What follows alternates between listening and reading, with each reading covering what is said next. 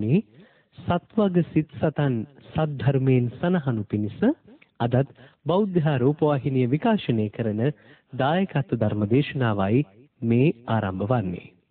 අද දින මේ උත්තරීතර ධර්මානුශාසනාව පවත්වන්නට අප සැම කෙරෙහි මෙත් සිතින් අපගේ පුණ්‍යවන්ත ධර්ම මන්දිරයට වැඩමවා වදාළ පූජනීය ගලිගමුවේ ඥානදීප ස්වාමීන්ද්‍රයන්න් වහන්සේ පළමුවෙන්ම අප සියලු දෙනා සාදුනාදනම් වා පිළිගනිමු. සාධු සාධු සාධු. පින්වත්නි, අද දවසේදී මේ උත්තරීතර ධර්ම දානමය පින්කමේ දායකත්වය ලබා දෙන්නේ අංක 33 බෝගමුව බෝයගනේ කුරුණෑගල පදිංචි ඒ.එම්. සේනාධීර රම්‍යා බෝගමුව යන මහත්ම මහත්මීන් සහ මත්තේගොඩ පදිංචි අනෝමා දමයන්ති ගාමිණී ප්‍රසන්න සහ මුණුබුරු මිනිබිරියන් ඇතුළු පවුලේ සියලුම ඥාති හිත මිත්‍රාදිය විසින්. එසේනම් මේ මතක් කිරීමත් සමගින් අප සැවොම ධර්ම දේශනාව ශ්‍රවණය කිරීමට මත්තෙන් තිසරණ සහිත පංචශීලය සමාදන් වෙමු. ඒ සඳහා සාදුනාද නංවා নমස්කාර පාඨය තෙවරක් සජ්ජායනා කරමු. සාධු සාධු සාධු. අවසරයි ස්වාමීන්ද්‍රයන් වහන්ස. නමෝ තස් භගවතෝ අරහතෝ සම්මා සම්බුද්දස්ස. නමෝ තස් භගවතෝ අරහතෝ සම්මා සම්බුද්දස්ස. නමෝ තස් භගවතෝ අරහතෝ සම්මා සම්බුද්දස්ස. බුද්ධං සරණං ගච්ඡාමි. බුද්ධං සරණං ගච්ඡාමි. ධම්මං සරණං ගච්ඡාමි. ධම්මං සරණං ගච්ඡාමි. සංඝං සරණං ගච්ඡාමි. සංඝං සරණං ගච්ඡාමි. ဒ ුතියම්පි බුද්ධං සරණං ගච්ඡාමි. ဒ ුතියම්පි බුද්ධං සරණං ගච්ඡාමි. ဒ ුතියම්පි ධම්මං සරණං ගච්ඡාමි. ဒ ුතියම්පි ධම්මං සරණං ගච්ඡාමි. ဒ ුතියම්පි සංඝං සරණං ගච්ඡාමි. ဒ ුතියම්පි සංඝං සරණං ගච්ඡාමි. තතියම්පි බුද්ධං සරණං ගච්ඡාමි. තතියම්පි බුද්ධං සරණං ගච්ඡාමි. තතියම්පි ධම්මං සරණං ගච්ඡාමි. තතියම්පි ධම්මං සරණං ගච්ඡාමි. තතියම්පි සංඝං සරණං ගච්ඡාමි. තතියම්පි සංඝං සරණං ගච්ඡාමි. පාණාතිපාතා වේරමණී සික්ඛාපදං සමාදියාමි. පාණාතිපාතා වේරමණී සික්ඛාපදං සමාදියාමි. අදින්නාදාන වේරමණී සික්ඛාපදං සමාදියාමි. අදින්නාදාන වේරමණී සික්ඛාපදං සමාදියාමි. කාමේසු මිච්ඡාචාරා වේරමණී සික්ඛාපදං සමාදියාමි. කාමේසු මිච්ඡාචාරා වේරමණී සික්ඛාපදං සමාදියාමි. මුසාවාදා වේරමණී සික්ඛාපදං සමාදියාමි. මුසාවාදා වේරමණී සික්ඛාපදං සමාදියාමි. සුරාමේරය මජ්ජපමා දට්ඨානා වේරමණී සික්ඛාපදං සමාදියාමි. සුරාමේරය මජ්ජපමා දට්ඨානා වේරමණී සික්ඛාපදං සමාදියාමි. තිසරණේන සද්ධින් පංචශීලං ධම්මං සාදුකං සුරක්ඛිතං කତ୍වා අපමාදේන සම්පාදේත. ආම බන්තේ. සාධු සාධු සාධු. සමන්ත චක්කවාලේසු අත්‍රා ගච්ඡන්තු දේවතා සද්ධම්මං මුනි රාජස්ස සුනන්තු සග්ග මොක්ඛදං ධම්ම ශ්‍රවණ කාලෝ අයං බදන්තා. ධම්ම ශ්‍රවණ කාලෝ අයං බදන්තා. ධම්ම ශ්‍රවණ කාලෝ අයං බදන්තා. නමෝ තස්ස භගවතු වරහතෝ සම්මා සම්බුද්දස්ස. නමෝ තස්ස භගවතු වරහතෝ සම්මා සම්බුද්දස්ස. නමෝ තස්ස භගවතු වරහතෝ සම්මා සම්බුද්දස්ස. වාසනාවන්ත පින්වතුනි, අද මේ පින්වත් හැම දෙනාම බොහොම ශ්‍රද්ධාවෙන් පින අතර අග්‍රම පිනක් බවට පත්වෙන ධර්ම දානමේ මහා පින්කමක් සිදු කරගන්න දවසක්. ඒ නිසා මුලින්ම ප්‍රාර්ථනා කරගන්න මේ උතුම් ධර්ම දානමේ පිනත් මේ ධර්ම ශ්‍රවණමේ පිනත් ඔබ හැම දිනාටම නිවන් අවබෝධයේ පිණිසම පාරමිතාවක් බවට පත් වේවා කියන අදිෂ්ඨානය ඇති කරගන්න. පින්වතුනි, බුදුරජාණන් වහන්සේ අපට කෙනෙක්ගේ ජීවිතේ මරණාසන්න මොහොතක බලවත් වෙන්න පුළුවන් කර්ම කීපයක් පෙන්නලා දීලා තියෙනවා. ඒවට ධර්මයේ විස්තර වෙනවා ගරුක කර්ම, ආසන්න කර්ම, ආචින්න කර්ම, කටක්තා කර්ම කියලා. අපි චුට්ටක් විමසලා බලමු මේ කර්මයන් මරණාසන්න මොහොතක මොන වගේද කර්මයක් බලවත් වෙන්න අවස්ථාව තියෙන්නේ. දැන් බොහෝ වෙලාවට මිනිස්සු කියනවා අනේ මේ මොනවා කර කර හිටියත් ඉතින් අන්තිම මොහොතේ අකුසලයක් බලවත් වුණොත් එහෙම අනතුරක් තියෙනවද නැද්ද අපිට?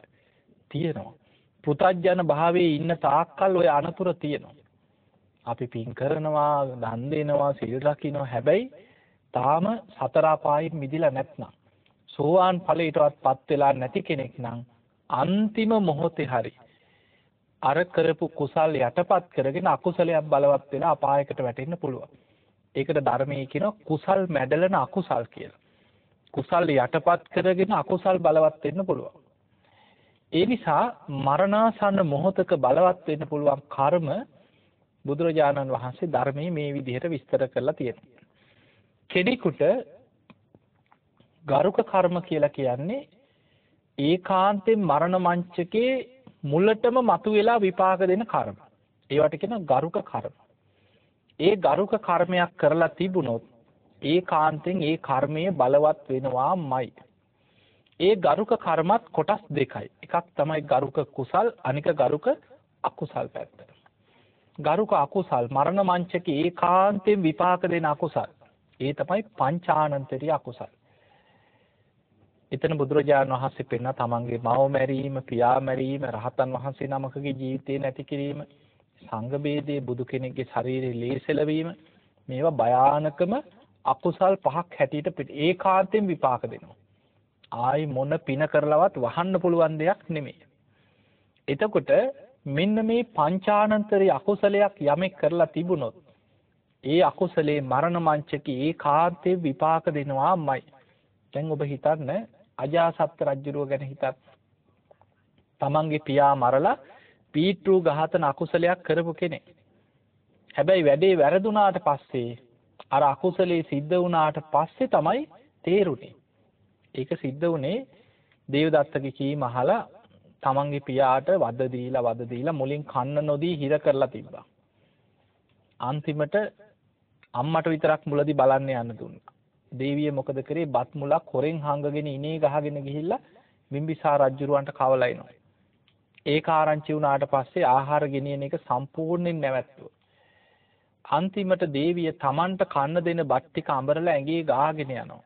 සූර්ලා පුංචි ගුලියක් හරි කවනවා. අවසානයේ කාටවත් බලන්නම දුන්නේ මේකත් අහු වුණාට පස්සේ. දැන් කන්න දෙන්නෙත් නෑ, බලන්න කෙනෙක් එන්නෙත් නෑ, වතුරත් නෑ. අර හිර කුටියක දාලා මැරෙනකන් තියලා තිබ්බා. ඒත් බිම්බිසාර රජුරෝ සෝවාන් වෙලා හිටියේ කොච්චර වද දුන්නත් අර පුතාට වෛර කරේවත් අජාසත්තගෙන් පරිගන්න හිතුවත් නෑ. බුදු ගුණ සිහි කර කර, ධර්මයේ ගුණ සිහි කර කර, සංඝ ගුණ සිහි කර කර, බොහෝම හොඳට ධර්මයේ සිහි කර කර කොච්චර කුසගිනි වේදනාවක් ධර්මයේ හිත පිහිටවාගෙන අර හිර කුටියට වෙලා හිටියා. දවස් ගාණක් ගත වෙනවා මැරෙන්නේ. ඊට පස්සේ ගියා උපදේශකයා ළඟට, දේවදත්ත ළඟට. ගිහිල්ලා ඇහුවා මේ උපදේශක් ගන්න කිව්වාවේ කන්න දෙන්නෙත් නෑ, වතුර දෙන්නෙත් නෑ, දවස් ගාණක් දැන් මැරෙන්නෙත් නෑ කිය. තාම ඉන්නවා කිය. ඊට පස්සේ කිව්වා ඕකනම් මොකක් හරි කුමන්ත්‍රණයක් වෙන්නේ නැති. මැරෙනකම් බලාගෙන ඉන්න එපා, වද දීලම මරන්න කියෝ. දැන් එදා ඔය උපදේශය අරගෙන ඇවිල්ලා වදකයන්ට අණ කරා. ඒ කාලේ වැරදිකාරයන්ට දඬුවම් දෙන ක්‍රම ගැන දේශනාවල තියෙනවා. දස වදේ කියලා තියෙනවා. සමහරු බෙල්ල දක්වාම වල්ලලා ඇත්තුලව්ව පාගවල මරනවා කියන. සමහරු උණු තෙල් කටාරම් වල බස්සනවා කියන පන පිටින්. සමහරු උඩේල්ලලා යටිපතුලේ ඉඳන් හැම ගලවනවා කියන. ඔය වගේ මහා වද දීලා තියෙනවා ඉස්සර රජවරුන්ගේ කාලවල. ඒවා තමයි දස වදේ කියන්නේ. එක්ක හිස මුඩු කරලා කස පහර දීදී නගරේ ඇදගෙන ගිහිල්ලා අතපය කපලා මරනවා කියන. එතකොට ওই විදිහට යටිපතුල් පළලා ලුණු දාලා ගිනි පොකුරුවට ඇවිද්ද ඕනවා කියන. ඔය වගේ වද දෙන්න නියම කරා. නියම කරලා අජාසත්ත තමන්ගේ මාලිගාවේ කාමරේ නිදා ගන්න කොටසට ගිහිල්ලා දැන් දොර වහගෙන ඇතුලේ ඇවිද ඉන්නවා. දැන් පණවිඩේ. තව ටිකකින් පණවිඩේ මැරුණා කියලා. තව ටිකකින් එයි කියලා දැන් හිතා ඉන්නකොට සේවකයෙක් දුවගෙන ආවා. ඇවිල්ලා දොරට ගැහුවා රජතුමනි පණවිඩයක්. දැන් දොර ඇරියේ අර පණවිඩේ තාත්තා මැරුණා කියලා පණවිඩේයි කියලා. දොර අරිනකොටම සේවකයා කියනවා රජතුමනි ඔබේ දේවිය පුත් කුමාරයෙක් බිහි කරලා කියලා. එදා තමයි ඉස්සල්ලාම අජාසත් රජුරුවන්ගේ අගබිසව තමන්ට ඉස්සල්ලාම පුතෙක් ලැබිච්ච දවස. දරුවෙක් ලැබුණා කියලා පුතෙක් ඉපදුනා කියලා ඇහෙනකොටම පුදුම සතුටක් ඇති වුණා. මාලිගාවෙන් එළියට පැනලා දේවිය හිටපු පැත්තට දුවගෙන ගියා මාලිගාවේ කොටසට. යනකොට ඉපදිච්ච දරුවා තුරුල් කරගෙන ඉන්නවා අම්මත් ඉන්නවා එතන. ගිය ගමන් දරුවා අතට අරගෙන බොහෝම ආදරෙන් දරුවා ඉඹගෙන වාඩි වුණා තුරුල් කරගෙන. එතකොට අම්මා කියනවා පුතේ උඹ ඉපදිච්ච දවසේ නුඹේ තාත්තත් ඔය වගේම තමයි කියලා සතුටු උනේ.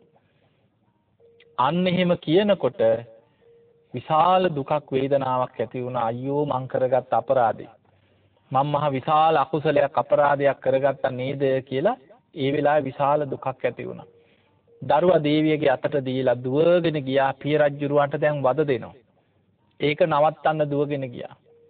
යනකොට ඈතින් අජාසත් එනවා දැකම බිම්බිසාර රජුව මරණයටපත් වෙලා එහෙම දෙව්ලොව ගියා. දැන් එදා තමයි අන්තිමට වද දීලා මැරෙන්න පණ යන වෙලාවේ තමයි තේරුනේ Tamanට වෙච්ච වැරද්ද. ඒ වැරද්ද තේරුණාට පස්සේ දැන් බුදුරජාන් වහන්සේ මුණ ගැහෙන්න යනවා වේළුවනාරාමයට යනවා දවසට දෙතුන් වතාව ගිහිලා හිත හදාගන්න උපදෙස් ඉල්ලනවා අඬනවා වැළපෙනවා බිම පෙරලි හඬා වැළපෙනවා අයියෝ මං කරගත් අපරාධය දැන් වැඩේ වෙලා ඉවරයි. බුදුරජාන් වහන්සේ මුණ ගැහෙන්න නිතර එනවා. ඉතින් බුදුරජාන් වහන්සේට උපදෙස් දෙනවා හිත හදාගන්න ධර්ම දේශනා කරනවා බණ කියනවා. හැබැයි ඔහොම ඉන්නකොට කාලයක් යනකොට මේ බුද්ධ ශාසනය තුල සද්ධාවන්තම ශ්‍රාවකෙක් බවට පත් වුණා. බුදුරජාණන් වහන්සේ පිරිනිවන් පාපු වෙලාවේ උන්වහන්සේ මල්ල රජදරුවන්ගේ උපවර්තන ශාල වනෝද්‍යානයේ පිරිනිවන් පෑවා. මේ පිරිනිවන් පාප පණවිඩේ එදා රජුරුවන්ගේ අමාත්‍යවරුන්ට දැනුම් දුන්නට පස්සේ අමාත්‍යවරු කල්පනා කරා මේක නම් රජුරුවන්ට දැන් කියන්න ගියොත් රජුරුවෝ බුදුරජාන් වහන්සේට මේ තියෙන ශ්‍රද්ධාවත් එක්ක රජුරුවන්ගේ පපුව පැහිලා මැරෙන්නත් පුළුවන්. ඒ නිසා රාජකීය වෛද්‍යවරු ගෙනහල්ලා රජුරුවන්ගේ රෝග තත්ත්ව ගැන විමසලා කල්පනා කරා මේක කියන්න බෑ අපිට. බේත්වරු 3ක් හැදුවා. බේත්වරු 3ක් හදලා රජුරුවන්ට කිව්වා රජතුමනි කරවටක් බේත්වරුවට බහින්න කියලා. ඔය රාජකීය සලුව අයින් කරලා ආභරණ අයින් කරලා සිනිඳු සලුවක් ඇඳගෙන කරවටක් බේත්වරුවට බහින්න කියලා. බේත්වරුවට බස්සලා ඔරුව පිටින්ම හැරෙව්වා කුසිනාරාව දිහාවට.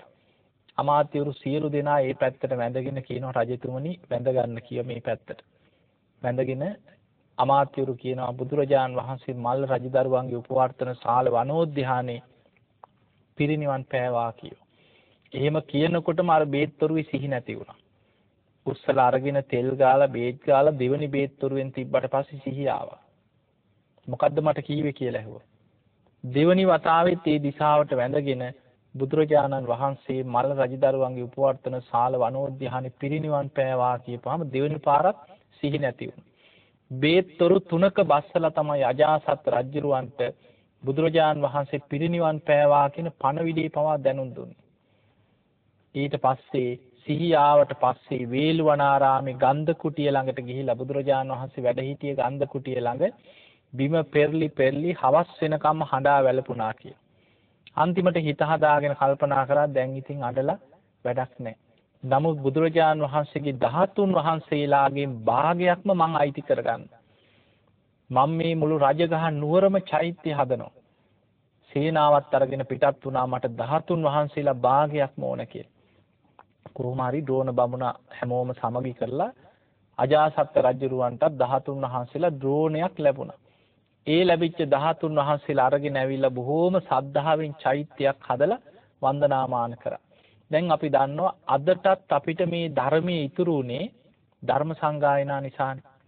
පළවෙනි ධර්ම සංගායනාවට රාජ්‍ය අනුග්‍රහය දුන්නේ ඔය අජාසත් රජුරෝ නැත්නම් ධර්ම සංගායනා කරන්නත් අමාරු. එතකොට 500ක් රහතන් වහන්සේලා එකතු කරලා බුදුරජාන් වහන්සේ පිරිනිවන් පාලා මාස 3ක් යන තැන ධර්ම සංගායනා කෙරෙව්වා. ඒක අවස්ථාවක Tamanට ලැබිච්ච ධාතුන් වහන්සේලා අරගෙන අජාසත් රජුරෝ කුසිනාරාවේ ඉඳන් රජගහ නුවරට යන ගමනේ ටික දුරක් යනවා වටේම තියෙන මල් කඩාගෙන ඇවිල්ලා ධාතුන් වහන්සේලාට පූජා කරලා ඊතන වැඳුම් පිදුම් කරලා ආයි ටික දුරක් යනවා. දැන් මෙහෙම යනකොට සක්‍ර දෙවියන් බැලුවා රජුරෝ රජගහ නුවරට යන්න එන්න ප්‍රමාද වෙනවා. රාජ්‍ය අරාජික වෙනවා. රටේ කැරලි කෝලහල ඇති වෙන්න පුළුවන් රජුරෝ නැති වුණා. ඒ වෙලාවේ සක්‍ර දෙවියෝ මහා කාශ්‍යප මහරහතන් වහන්සේට කියනවා ස්වාමීනි රජුරවන්ට කියන්න ගමන ඉක්මන් කරන්න කියලා.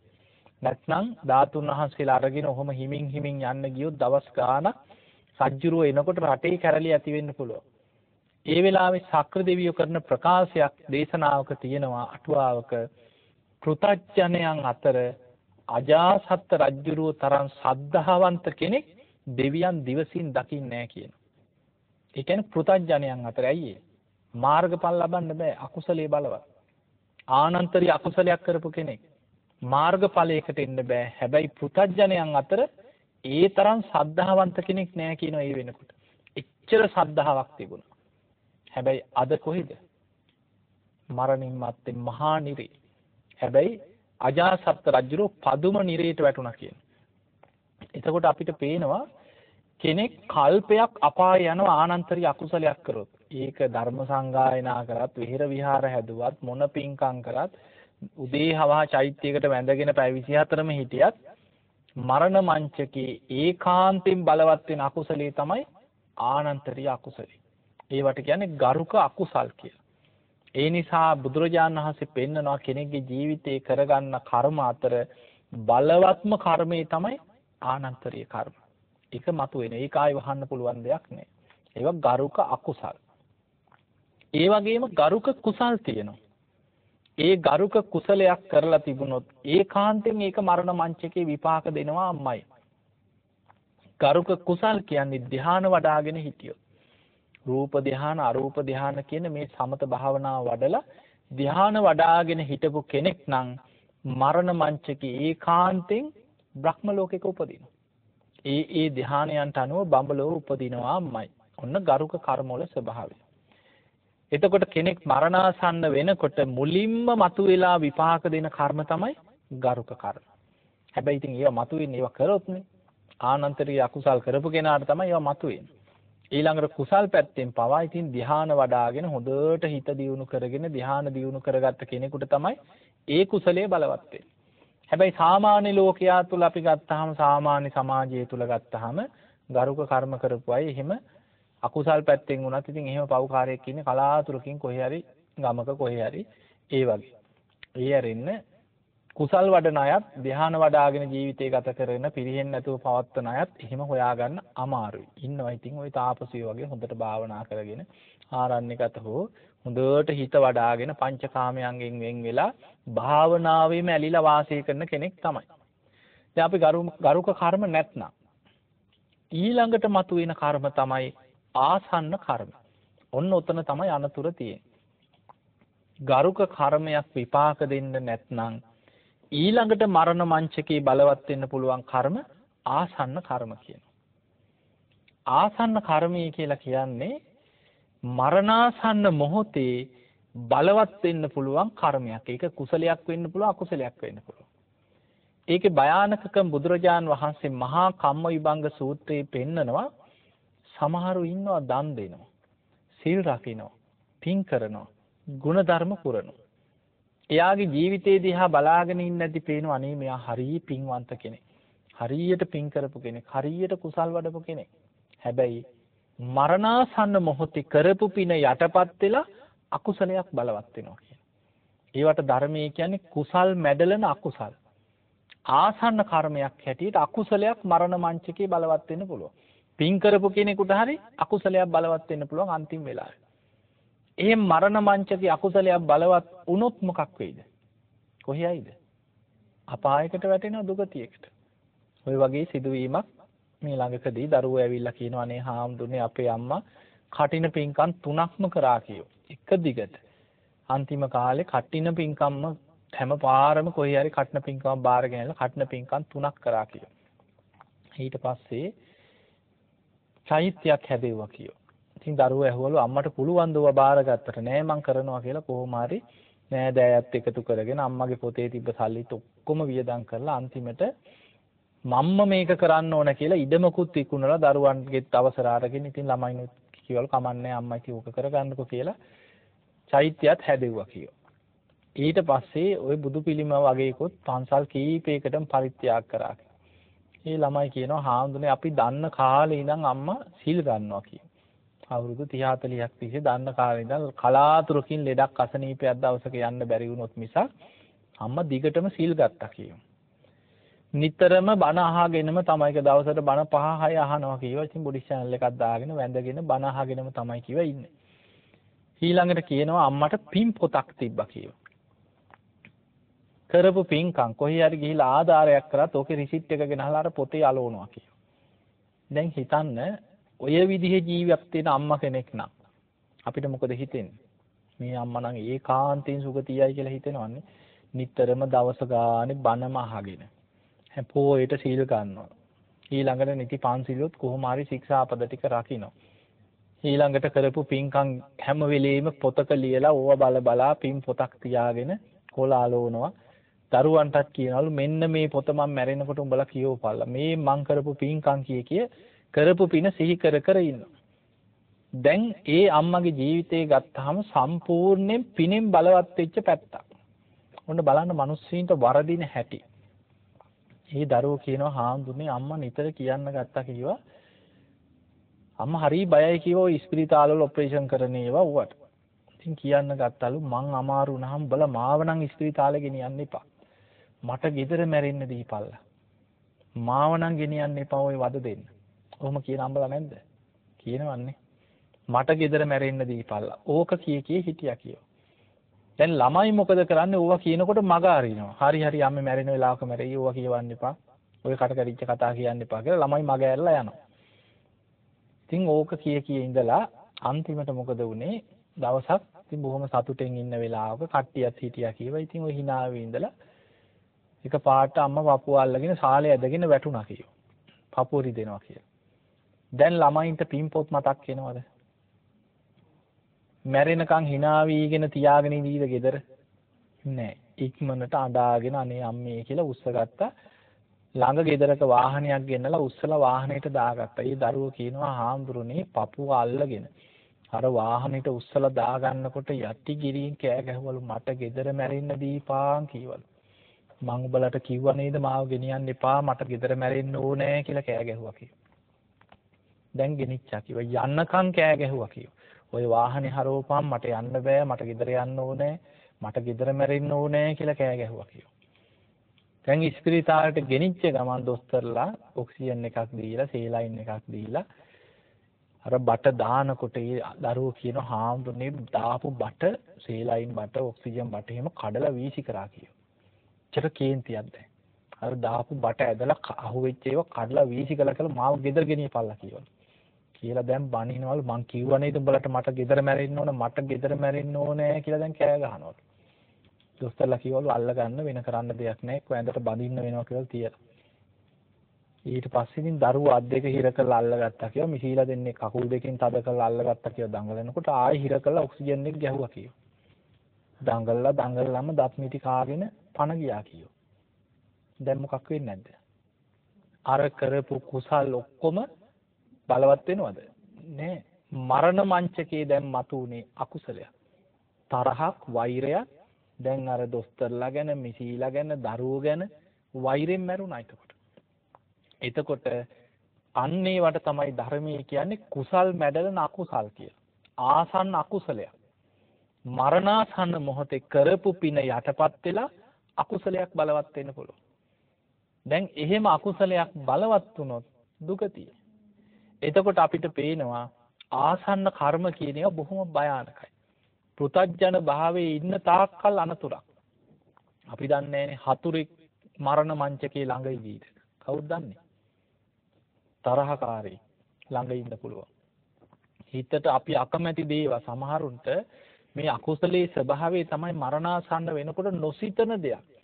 පුංචි දෙයක් ඇති ඒක අල්ලගන්න. දැන් බලන්න බේත් පෙත්ත පරක් වුණා කියලා වෛර බැඳගෙන මැරෙන අය නැද්ද? එහෙම වැදෙනවා. සමහරු ආස කරන දේව සමහරු කියන මම මේ වගේ නක් දෙන්නම් මේ වගේ නක් දෙන්නම් කියලා හුරුතල් කළ බොරු කියනවා. ඒක නොවෙනකොට වෛර බැඳගෙන මැරෙනවා. එතකොට ඒ වගේ අන්තිම මොහොතේ නොසිතන දෙයකට හිත නොම ගියන්න පුළුවන්. අන්න ඒ නිසා ආසන්න කර්ම බුදුහාඳුර කොටස් දෙකකට පෙන්නනවා. එකක් තමයි ආසන්න කුසල්, අනික ආසන්න අකුසල්. ආසන්න අකුසලයක් බලවත් වුණොත් මරණ මංචකේ අපායකට වැටෙන්න පුළුවන්. ඒකේ අනිත් පැත්තක් තියෙනවා. ඒකත් කලාතුරකින් වෙන දෙයක්. සමහරු ඉන්නවා කියනවා මේ මහා කම්මවිභංග සූත්‍ර බුදුරජාණන් වහන්සේ පෙන්න සමහරු ඉන්නවා පව්කාරයෝ. පංච දුස්චරිතේත් යෙදෙනවා කියනවා. මසුරුයි, ලෝභයි.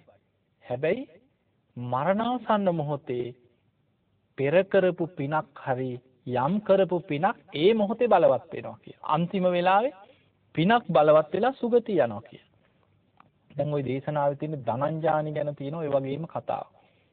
ධනංජානි කියන්නේ බොහොම අකුසල් කරපු පව්කාරයෙක්. මරණ මංචකේ ගිනිදැල් පේන්න පටන් ගත්තා කියනවා. හැබැයි සාරිපුත්ත හාමුදුරු ළඟට ආවා. සාරිපුත්ත හාමුදුරු තමයි අන්තිම වෙලාවේ ඇවිල්ලා හිත පිහිටවලා බණ කියලා කරුණු කියලා හිත පිහිටවලා සුගතියෙම ඇරියා.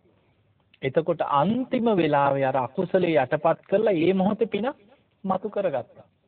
අන්න ඒ වගේ ඒක අන්තිම මොහොතේ කරන්න පුළුවන් දෙයක් සමහරලා. අපි ඒ උත්සාහය ගන්න ඕන. අපි දන්නේ. හැබැයි උත්සාහ කරන්න ඕන. ඒ නිසා ඔබේ ඥාතියෙක් වෙන්න පුළුවන්, සහෝදරයෙක් වෙන්න පුළුවන්, දෙමව්පියෙක් වෙන්න පුළුවන්. කවුරු හරි මරණාසන්න වෙච්ච වෙලාවක අඩු ගානේ කනට කරලා හරි බුදු ගුණ ටිකක් කියන්නේ මේ වෙලාවට. අම්මට මතකයි අම්මා මේ වගේ දන් දුන්නා. මේ වගේ පින් කරගත්තා. මේ වගේ සීල් රැක්කා. ඒව මතක් කරන්න. එතකොට ආසන්න කුසලයක් හැටියට ඒ වෙලේ ඒක බලවත් වෙන්න ඉඩ තියෙනවා. ඒ නිසා පිරිත් ටිකක් කියන එක බුදු ගුණ ටිකක් ලොකු ධර්මයක් මේ අනිත්‍ය ගැන විදර්ශනා ගැන දන්නේ නැති වෙයි. අන්තිම මොහොතේ ගැඹුරු ධර්මයක් සිහි කරගන්න නුවණක් නැති වෙයි. අඩු ගන්න බුදු ගුණ ටික හරි තේරෙනවන්නේ. ඒ නිසා කනට කරලා හරි බුදු ගුණ ටිකක් කියන්න කරපු පිනක් සිහි කරලා දෙන්න. ඒ මොහොතේ අන්තිම වෙලාවේ ඒ පින බලවත් වෙනවා ඒක. බලවත් වෙන්න ඉඩ තියෙනවා. ඒවට කියනවා ආසන්න කුසල්. එහෙම ආසන්න කුසලයක් බලවත් වුණොත් අන්තිම මොහොතේ සුගතිය. ආසන්න අකුසලයක් බලවත් වුණොත් දුගතියට වැටෙන්න පුළුවන්. අන්න ඒක තමයි පෘථග්ජන කෙනෙකුට තියෙන ඊළඟ භයානකම අනතුරු ආසන්න කර්ම. එතකොට ඔන්න ගරුක කර්මයක් කරලා තිබුණොත් මරණ මංචකයේ බලවත් වෙන්නේ ගරුක කර්ම. ගරුක කර්ම නැත්නම් ඊළඟට බලවත් වෙන්න පුළුවන් ආසන්න කර්ම. එහෙම ආසන්න කර්මයක් හැටියට විශේෂයෙන් යමක් කුසල් මැඩලගෙන අකුසලයක් හෝ අකුසල් යටපත් කරගෙන කුසලයක් විශේෂයෙන් මතුුනේ නැත්නම් බොහෝ වෙලාවට මරණාසන්න කෙනෙකුට බලවත් වෙන්න පුළුවන් ආචින්න කියන කර්ම. ඒ කියන්නේ නිතර පුරුදු කරපු දේ. ඒක තමයි නිතර බලවත් වෙන්න ඉඩ තියෙන්නේ. නිතර බුදු ගුණ සිහි කරපු කෙනාට මරණ මංචකෙත් බුදු ගුණ අරමුණු වෙනවා. නිතර මෛත්‍රී වඩපු කෙනාට මරණ මංචකෙත් මෛත්‍රියම හිතට බලවත් වෙනවා. නිතර දේවතානුස්සතියක් වැඩුවා නම් දිව්‍ය ලෝකයක් අරමුණු කරගෙන හිත වඩපු කෙනෙකුට මරණ මංචකයේ අරමුණු වෙනවා. ඒ වගේ නිතර පින් කරලා ඒකයි ඉස්සර මිනිස්සුන්ට පින් පොත් තිබ්බේ. පින් පොතක් තියාගෙන කරපු පින් සිහි කර කර මරණ මංචකෙත් ඒක අරමුණයි. අයි පුරුදු කරපු දේ. ඒ නිසා බුදුරජාණන් වහන්සේ පෙන්වා මහණෙනි ආචින්න කර්ම හැටියට නිතර කරුණු 5ක් පුරුදු කරගන්න කියනවා. ඒ තමයි සද්ධා, සීල, සුත, ත්‍යාග, ප්‍රඥා. නිතර බුදු ගුණ හිතන්න. ඒක භාවනාවක්. බුද්ධානුස්සතිය. නිතර ධර්මයේ ගුණ සිහි කරන්න. ඒකත් භාවනාවක්. ඒකට කියන්නේ ධම්මානුස්සතිය. නිතර සංඝ ගුණ හිතන්න කියන සංඝානුස්සතිය.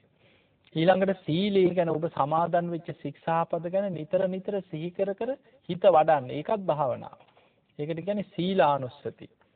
ඊළඟට කරපු දම් පින්කම් මම මේ වගේ පින් කරා කියලා කරපු පින් ඔබම සිහි කරන්න භාවනාවක් වශයෙන්. ඒකට කියනවා ත්‍යාගානුස්සතිය. ඊළඟට තමන් සුගතියක් අරමුණු කරලා හිත වඩන්න කියනවා. දිව්‍ය ලෝකයක් අරමුණු කරගෙන හිත පිහිටව ගන්න කියනවා. ඒකට කියනවා දේවතානුස්සතිය. ඔන්න ඔය භාවනාවල් හැටියට සද්ධා, සීල, සුත, ත්‍යාග, ප්‍රඥා ඔස්සේ ওই කරුණ වඩා ගත්තොත් ඒ පුරුදු කරපු දේ මරණ මංචකයේ බලවත් වෙනවා. එහෙම නැත්නම් අකුසල්ම පුරුදු කර කර හිටියොත් අකුසල් බලවත් වෙන්න තියෙන ඉඩ කඩ වැඩි. දැන් බොහෝ දෙනෙකුට වෙන්නේ හිතනවා අන්තිම වෙලාවේ කරගන්න. එහෙමයි නැද්ද? මම ඒක ඒ වෙලාවට කරගන්නම්කෝ කියන අය නැද්ද? ඒ වෙලාවට කරගන්න අමාරුයි. මොකද පුරුදු කරපු දේ තමයි බලවත් වෙන්නේ. මැරෙන්න වැටෙනකන් ඉන්නවා අකුසල් කර කර අන්තිම මොහොතේ අල්ලන්න හිතාගෙන. එහෙම අල්ලන්න අමාරු. ඒ නිසා දැන් බලන්න ඔබ අහලා ඇති චුන්ද සූකරික ගැන. පුරුදු කරේ මොකද්ද? ඌරු මරණ එක. ඒක තමයි පුරුද්ද. අන්තිම කාලේ එනකොට ඌරෙක් වගේම කෑ ගහලා ඒක පුරුද්දට අනුව සකස් වෙනවා. ආයේ ඒක අමතක කරගන්න අමාරුයි. කර්මය ඒක බලවත් වෙන පුරුදු කරපු දෙය. දවසක් තාත්තා මේ ළඟකදී තාත්තා කෙනෙක් එක්කන් ආවා. ඉතින් ඒ දරුවා ඇවිල්ලා මට කලින්ම කිව්වා අනේ හාමුදුරනේ අපේ තාත්තා මේ පිළිකාවක් තියෙනවා කිව්වා අක්මාවේ. අපි කියලා නැහැ කිව්වා. අපි දැන් මේ බඩේ අමාරුව කියලා තාත්තට ඉතින් බොරුවක් කියලා අපි තියාගෙන ඉන්නේ. ඉතින් අපි දන්නවා දරුවෝ ටික දන්නවා කිව්වා. දැන් පිළිකාව ඇඟේ දුවලා තියෙන්නේ කියලා. ඉතින් මට ඇවිල්ලා කිව්වා තාත්තා ඉතින් කොයි වෙලේද කියන්න බෑ. හැබැයි හාමුදුරනේ කියන දේවල් නම් අපිට ගෙදර ඉන්න බය හිතෙනවා කියලා දැන් කියන දේවල් අහගෙන ඉන්නකොට.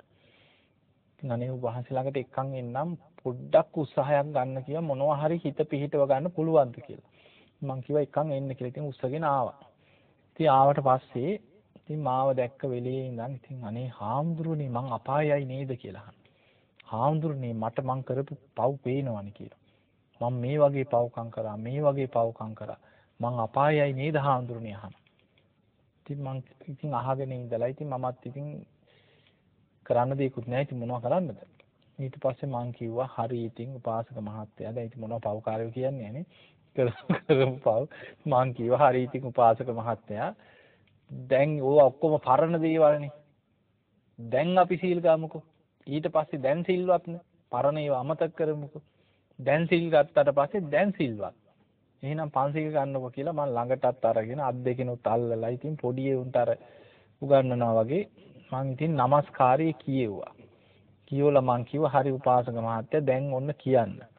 දැන් මං කියනවා පාණාති පාතා වේරමණී සික්ඛාපදං සමාදියාමි කියන්න කිව්වා. පාණාති පාතා වේරමණී අනේ හාමුදුරනේ මං සත්තු මැරුවානේ කියනවා. අන්න දැන් මතක් වෙනවා. කියනකොට මතක් වෙනවා. ඊළඟට ඔන්න මං කියන්න කියලා කියනවා අදින්නා දානා වේරමණී සික්ඛාපදං සමාදියා. කියනවා අදින්නා දානා වේරම හාමුදුරනේ මං හොරකම් කරලා තියෙනවනේ කියනවා. දැන් බලන්න අර පන්සිල් ටික දී ගන්න බෑ. ශික්ෂාපදෙන් ශික්ෂාපදයට මතක් වෙනව කරපු දේවල්. දැන් එතකොට පේනව නේද පුරුදු කරගත්ත දේ මරණ මංචකේ අතහරින්න පුළුවන්. අමාරුයි. ජීවත් වෙලා ඉන්නකම් අකුසලේ පුරුදු කරා මරණ මංචකේ ඒක බලවත් වෙනවා. ඒක ආයි අමාරුයි අතහැර ගන්න. ඒ නිසා මැරෙන්න වැටෙනකන් හිටියොත් ධර්මය අල්ලනවා කියලා අන්තිම මොහොතේ අල්ලන්නම් කියලා හිටියොත් අමාරුයි තමයි. ඒ නිසා බුදුරජාණන් වහන්සේ පෙන ආචින්න කර්ම කියන්නේ නිතර පුරුදු කරගත්ත දේ. නිතර අකුසල් කරපු කෙනාට ඕකම තමයි මතක් වෙන්නේ. ඒ නිසා නිතර පින් කරගත්ත කෙනාට පින මතක් වෙනවා. නිතර සීල් රැකපු කෙනා, භාවනා කරපු කෙනා, දන් දීපු කෙනා, තුනුරුවන් වැඳපු කෙනා පින් කර කර පිනට නැඹුරු වෙච්ච ජීවිතයක් ගත කරා නම් ඒ කරපු පින කුසලයේ බලවත් වෙන්න තියෙන අවස්ථාව වැඩි. හැබැයි අකුසල්ම කර කර ජීවත් වෙච්ච කෙනෙකුට ওই අකුසලයේම තමයි බලවත් වෙන්න ඉඩ තියෙන්නේ. ඒවට කියනවා ආචින්. දැන් ওই අවස්ථා තුනම යොමු නැත්නම් එහෙම වෙන්නත් පුළුවන්. ගරුක කර්මයක් හැටියට බලවත් කර්මයක් කරලත් නැහැ. ආසන්න කර්මයක් හැටියට විශේෂයෙන් කුසල් මැඩලගෙන අකුසලයක් හෝ අකුසල් මැඩලගෙන කුසලයක් හෝ විශේෂයෙන් බලවත් උනේත් නැහැ. ආචින්න කර්මයක් හැටියට නිතර පුරුදු කරගත්ත දෙයක් බලවත් වෙන්න අවස්ථාවකුත් නැහැ. ඒ කියන්නේ මේ වගේ. එහෙම අවස්ථාවක කටක්තා කියන දුර්වල කර්මයක් මතුවෙනවා කියන. ඒ කියන්නේ බොහෝ වෙලාවට ওই වගේ අවස්ථා එන්නේ සිහි කල්පනාව නැතුව කාලයක් ඉඳලා මැරෙනවනේ සමහර. එතකොට එයාට විශේෂයෙන් සිහි කරගන්න අමාරුයි යමක්. දැන් අපි ගමු සමහර ලෙඩ තියෙනවා. කෝමා වගේ රෝග තත්ත්ව තියෙන සමහර. මැෂින් එකේ ඉන්න අවුරුදු ගණන් ඉන්නවා. ඇස් හරින්නෙත් නැහැ. කතා කරාට ඇඟිල්ලක්වත් හොල්ලන්නෙත් නැහැ. අඩු ගානේ කතා කරන්නත් බෑ කිසිම අපි කියන කිසිම දෙයකට ප්‍රතිචාරයක් දක්වන්නේ නැහැ. හැබැයි මැරිලත් නැහැ. පණ තියෙනවා. මැෂින් එකකින් ඉන්නවා. හැබැයි එයා ඇස් හැරලා බැලුවේ නැති වුණාට කනට ඇහෙන දෙයට ප්‍රතිචාරයක් දැක්ුවේ නැති වුණාට අතපය හෙල්ලුවේ නැති වුණත් එයාගේ සිතුවිලි පරම්පරාව තියෙනවද නැද්ද? තියෙනවා. භවාංග චිත්ත පරම්පරාව. මේ සිතුවිලි පරම්පරාව එයා මැරිලා නැහැ. එයාගේ හිතට සිතුවිලි ගලාගෙන යනවා. හැබැයි මේ සිතුවිලි වලට Tamanට සිහියෙන් නුවණින් වීරියෙන් පාලනය කරගන්න අමාරුයි එතන. දුර්වල අවස්ථාවක් හිතට ගලාගෙන එන සිතුවිලි ඔස්සේම හිත පවතිනවා. යම් වෙලාවක අර මැෂින් එක ගලවනවාද හිතේ ක්‍රියාත්මක වෙන්නේ මොන වගේ සිතුවිල්ලද ඊට අනුව කොහේ හෝ කර්මානුරූපී උපත කරා යනවා. Tamanට උත්සාහයෙන් වී දැන් අපි සිහිනුවණින් ඉන්නකොට තමයි අපිට ආතාපි සම්පජානෝ සතිමා අපිට එන සිතුවිල්ල පාලනය කරන්න වීරිය ගන්න පුළුවන්. අකුසලයක් නෑ මම මේක හිතන්නේ මං කුසලයක් හිතනවා කියලා අකුසලයේ යටපත් කළා කුසල් වඩන්න පුළුවන්. සම්පජාන නුවණක් තියෙනවා.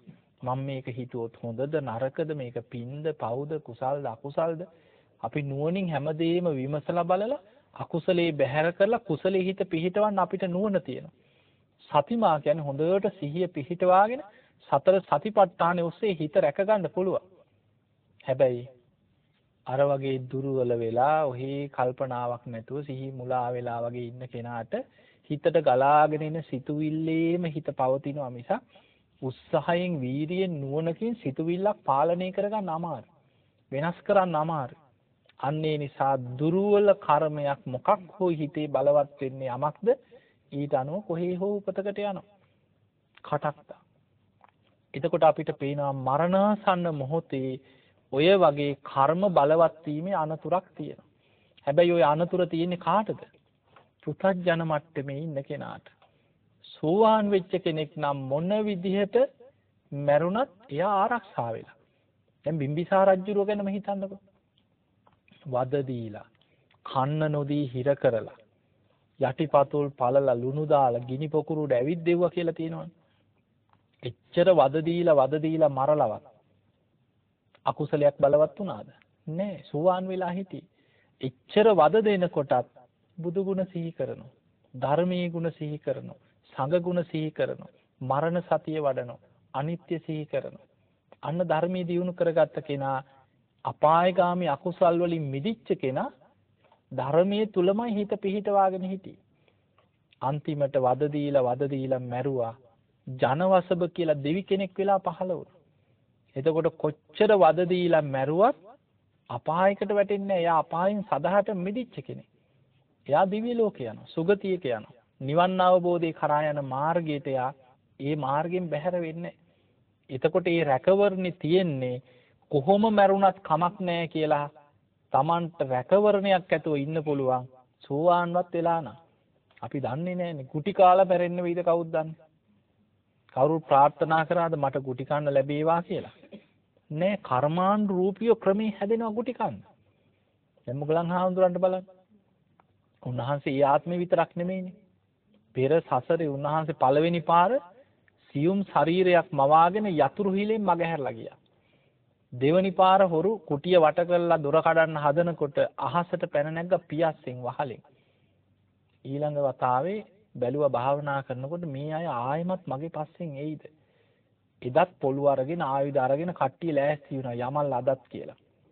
එදා උන්වහන්සේ බැලුවා ඇයි මේ මගේ පස්සෙන්ම නැවතත් එන්නේ? මම පෙර කරපු කර්මයක්ද මේ කියලා ආපස්සට බැලුවා පුබ්බේ නිවාසානුස්සති ඥානෙ. ආත්ම 100ක් බලනවා. ආත්ම 100ම ගුටි කාලා මැරලා තියෙනවා. ආත්ම 1000ක් බැලුවා ලක්ෂයක්. කල්ප ගණන් බලාගෙන ගියා.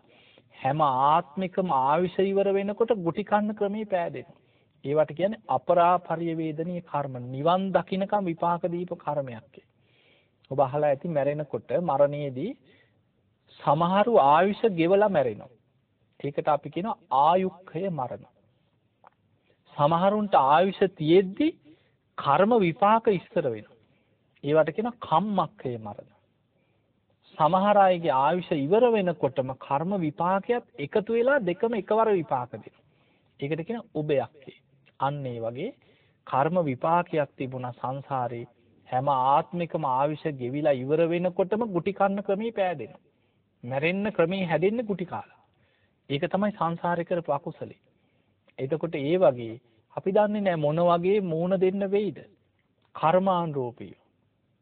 ඊළඟට මිනිස්සු ගින්නෙන් පිච්චිලා මැරෙනවා. පස් කඳු වලට යට වෙලා මැරෙනවා. දියේ ගිලිලා මැරෙනවා. හැප්පිලා මැරෙනවා. නොයේක් අනතුරු වලින් මැරෙනවා. ඒ වගේ වෙලාවක හිත විසිරෙන්න පුළුවන්, තරහ ඇති වෙන්න පුළුවන්, කරපු පිනක් මතක් කරගන්න බැරි වෙන්න පුළුවන්. අන්න ඒ නිසා මරණ මංචකය කියන්නේ අපි හිතන තරම් ධර්මයේ සිහි කරගන්න ලේසි තැනක් නෙමෙයි. ඒ නිසා නිතරම ධර්මයේ පුරුදු කරගත්ත කෙනෙකුට තමයි රැකවරණයක් තියෙන්නේ.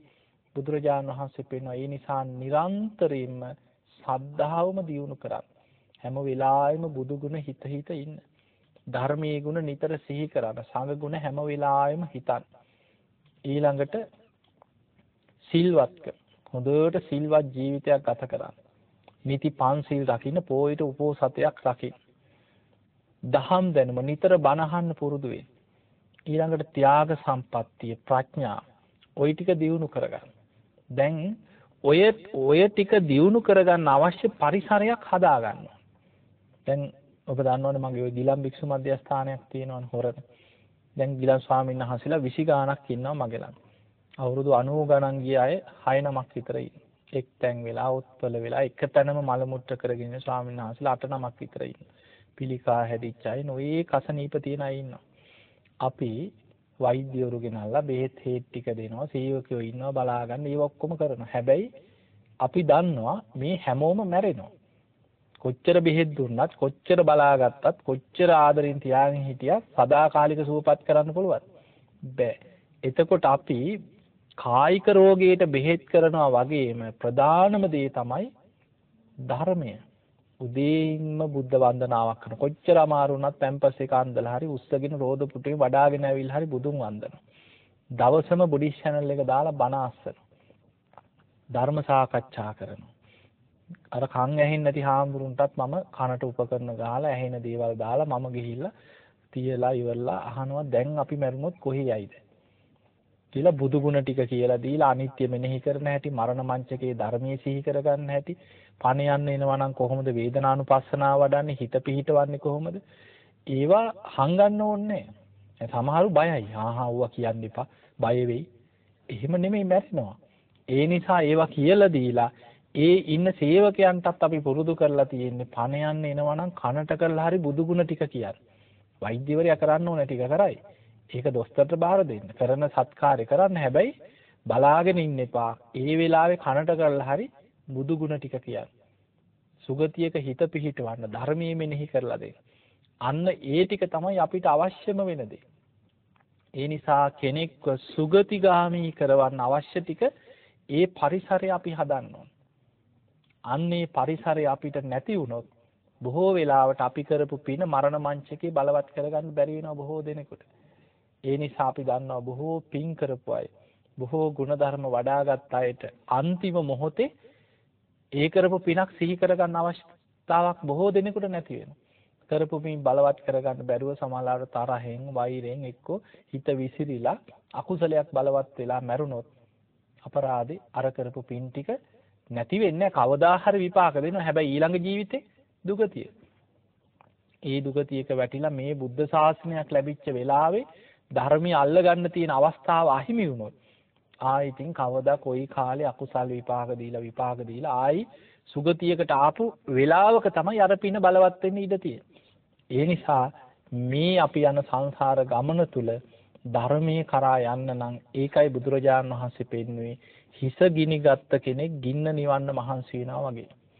ආයුධයකින් පහරක් ආපු කෙනෙක් තුවාලයක් සනීප කරන්න වෙහෙසෙනවා වගේ අප්‍රමාදීව ධර්මාවබෝධයට වීරිය වඩන්න ඕන. අන්න ඒ නිසා ඔබ හැම දිනාටම සද්ධාදී ගුණ ධර්ම දියුණු කරගෙන උතුම් වූ ධර්මයේම අවබෝධ කරගන්න වාසනාව ලැබේවා කියලා අපි ආශිර්වාද කරනවා. ඉතින් අද දවසේ මේ උතුම් ධර්මයේ ශ්‍රවණය කිරීමෙන් රැස් කරගත්ත සියලු පින් සියලු දෙවියෝ සාදුකාර දිවි අනුමෝදන් වෙත්වා. දෙවියන්ගේ දිව්‍ය ආශීර්වාද වර්ධනය කරගෙන සියලු දෙවියෝ වහවහ සසර දුකින් අත මිදේවා කියලා සාදු කියලා දෙවියන්ට පින් දෙන්න. ඒ සියලු දෙවියන්ගේ පිහිට ආශිර්වාද ආරක්ෂාව මේ පින්වත් හැම දිනාටම සැලසේවා කියලා අපි ඔබට ආශිර්වාද ප්‍රාර්ථනා කරනවා. ඉතින් අද මේ උතුම් ධර්ම දේශනාවේ දායකත්වය බාරගෙන කටයුතු කරන්නේ නම්බර 33 බෝගමුව බෝයගනේ කුරුණෑගල පදිංචි ඒ.එම්. සේනාදීර ඒ වගේම රම්‍යා බෝගමුව සහ මත්තේගොඩ පදිංචි අනෝමා දමයන්ති ගාමිණී ප්‍රසන්න සහ ඒ පවුලේ මුණුබුරු මිනිබිරියන් ඇතුළේ පවුලේ ඥාති හිත මිත්‍ර ආදී සියලු දෙනා එකතු වෙලා මේ ධර්ම දානමේ මහා පිංකම සිදු කරගන්න. ඉතින් මේ හැම දිනාටම නිදුක් නිරෝගී සම්පන්නිය දීර්ඝායු සම්පන්නිය උතුම් වූ ධර්මාවබෝධයේ පිණිසම මේ උතුම් ධර්ම දානමේ පින උපකාර වේවා කියලා අපි ආශිර්වාද කරනවා. ඒ වගේම මේ පින්වතුන්ගේ අරමුණු අතර සඳහන් වෙනවා මීට වසර 24කට පෙර මිය පරලොව ගිය KMT බණ්ඩාර පියාණන්ට පින් අනුමෝදන් කිරීම, වසර 2කට පෙර මිය පරලොව ගිය KAD විජේරත්න මෑණියන්ට පින් අනුමෝදන් කිරීම, මහවැලිගම කොත්මලේ පදිංචිව සිට මිය පරලොව ගිය AM කිරි බණ්ඩා පියාණන්ට පින් අනුමෝදන් කිරීම, ඒ වගේම පුංචි මණිකේ බස්නායක මෑණියන්ට පින් අනුමෝදන් කිරීම ඇතුළු පරම්පරාගත සියලු ඥාතීන් සිහිපත් කරලා පින් අනුමෝදන් කිරීම. මෙහිම කල්පනා කරන්න මේ නම් සඳහන් කරපු ඥාතීන් වගේම ඔබ නමින් මිය පරලොව ගිය පරම්පරාගත සියලු ඥාතීන් සාදුකාර දීදී මේ පින් අනුමෝදන් වෙත්වා. ඒ අයගේ පරලොව ජීවිත සැපවත් වේවා, සුවපත් වේවා, වහවහ සසර දුකින් අත මිදේවා කියලා සාදු කියලා පින් දෙන්න.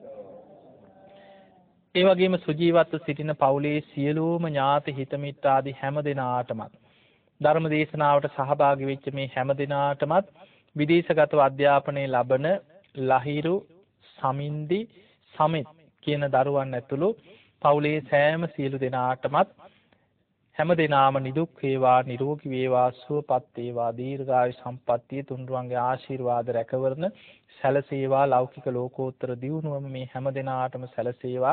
උතුම් වූ චතුරාර්ය සත්‍ය ධර්මයම අවබෝධ කරගෙන ධර්මාවබෝධයේ කරාම යන්න මේ හැම දිනාටම මේ උතුම් ධර්ම දානමේ පිනත් පාරමිතාවක් බවට පත් වේවා කියන ආශිර්වාදය ඇති කරගන්න. ඒ වගේම දේශකයන්න් වහන්සේටත් බෞද්ධ නාලිකාවේ අතිගෞරවනීය සභාපති දරණාගම කුසල දමනාහිම්පාණන් වහන්සේට කාර්ය මණ්ඩලයේ හැම දිනාටමත් ආශිර්වාද කිරීම අරමුණු අතර තියෙනවා. ඒ වගේම බැස්ටියන් පියාණන්ට නිදුක් නිරෝගී සම්පන්නිය දීර්ඝායු සම්පන්නිය සැලසේවා කියන ආශිර්වාද ප්‍රාර්ථනාවත් අපවත් වදාළ පූජනීය පානදුරේ අරියදම් මහඳුරන් වහන්සේ ඇතුළු සියලු නායක හඳුරන් වහන්සේලාගේ පරලෝ ජීවිතයේ සැපවත් වේවා, සුවපත් වේවා, උතුම් නිවනටමපත් වේවා කියන ආශිර්වාදය සඳහන් කරනවා. ඉතින් එහෙමනම් ඔබ හැම දිනාමත් නිදුක් වේවා, නිරෝගී වේවා, සුවපත් වේවා, දීර්ඝායු සම්පන්නිය තුන්වන්ගේ ආශිර්වාද රැකවරණේ ධර්මාවබෝධයම ලැබේවා කියලා අපි ආශිර්වාද කරනවා. උමෙන්ද ගන්න අභිවාදන සීලිස්ස නිච්ඡං වද්ධා ප්‍රචායිනෝ චත්තාරෝ ධම්මා වඩ්ඩಂತಿ ආයුවන්නෝ සුඛං බලං ආයුරාෝග්‍ය සම්පatti සග්ග සම්පatti මේවච අතෝ නිබ්බාන සම්පatti මිනාතේ සමිච්ඡතු. හැම දිනාම නිදුක් වේවා, නිරෝගී වේවා, සුවපත් වේවා, සුවපත් වේවා, සුවපත් වේවා. හැම දිනාටම තෙරුවන් සරණයි.